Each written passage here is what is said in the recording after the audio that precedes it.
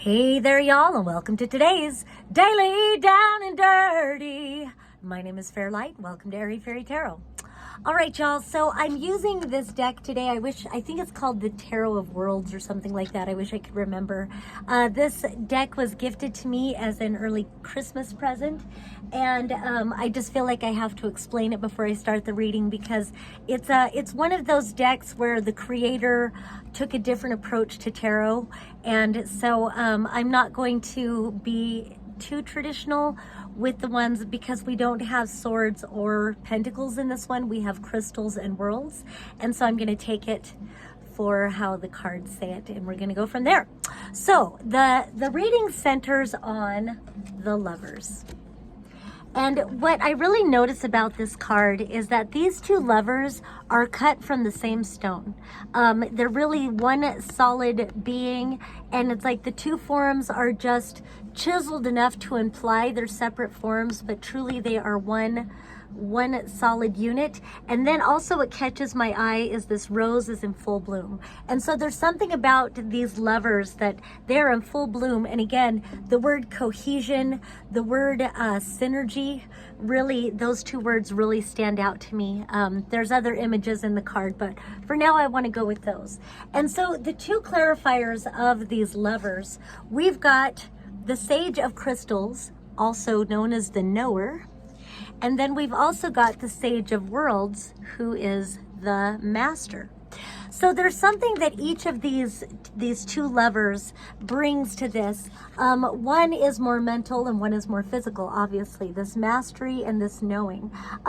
So the thing, obviously, Albert Einstein really catches my eye on this one. So it's like this innovative approach to the world, to perceiving the world, to perceiving new ideas, having grand solutions, maybe not even grand, but maybe in your own life they seem kind of grand, having innovative solutions or inventiveness.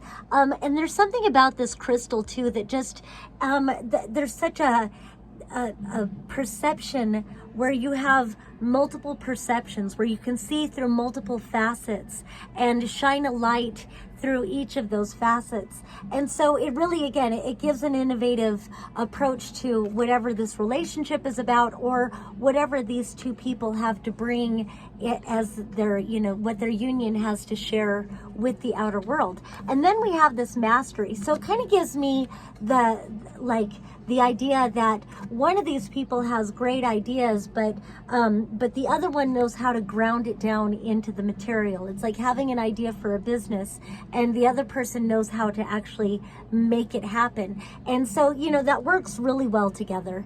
On the other hand, while this person has all these ideas, I feel like this other person, I like that interpretation, but I just also want to say that maybe this person has some sort of mastery in their life that, well, like I said, brings it to life. It just seems like they work together really well. Then we come over here and we have the Hanged Man. And then we've got these two children cards. And so I just want to talk about the Hanged Man really quick, because the Hanged Man is all about shifting perspective and also being very patient. So it feels like whatever these two lovers are bringing to each other, whatever the blossoming of this union brings, I kind of get a sense of gestation.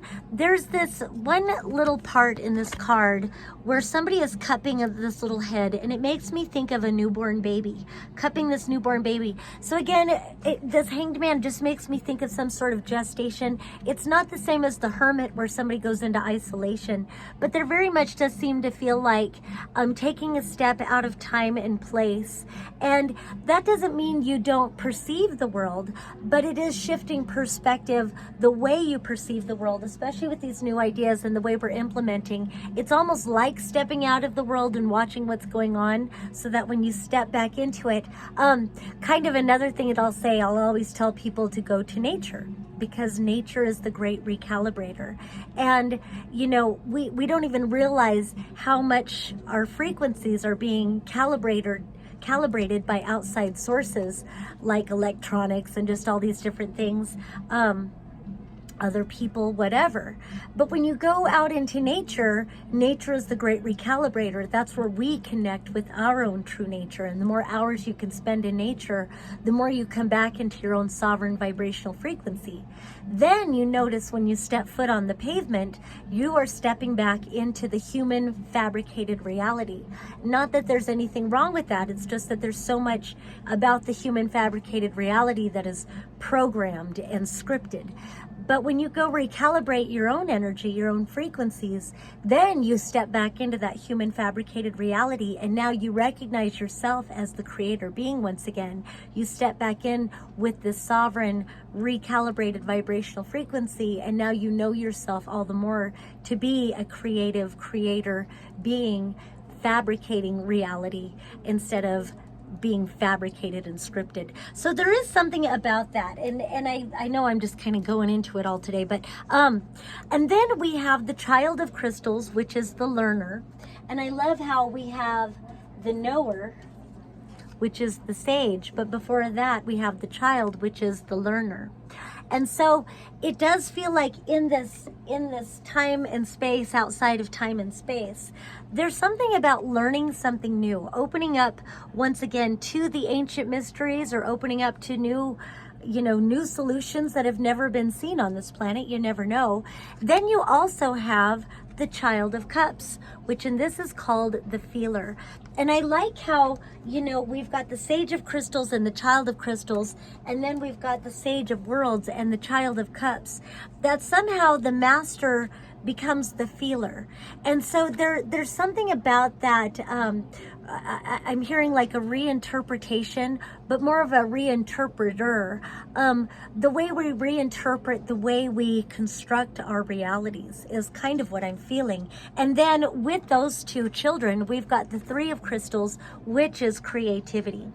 And so it does feel like when we step back from being the master and the knower, and we become the learner and the feeler, then this creativity really can be evoked.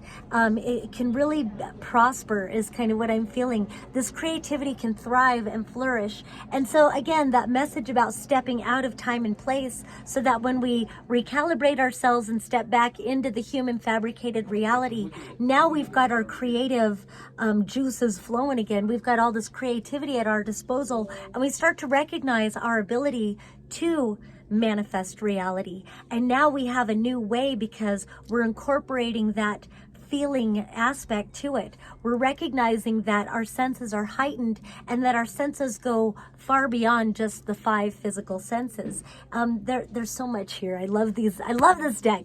Anyway, and then we end with the universe, which really says, we're coming into a whole new world here, where we are seeing the conclusion of old timelines.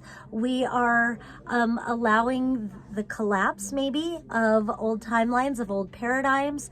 But more than collapsing, although we create and destroy timelines all the time, we are ushering in new paradigms of consciousness, new paradigms of manifestation, new paradigms of creation.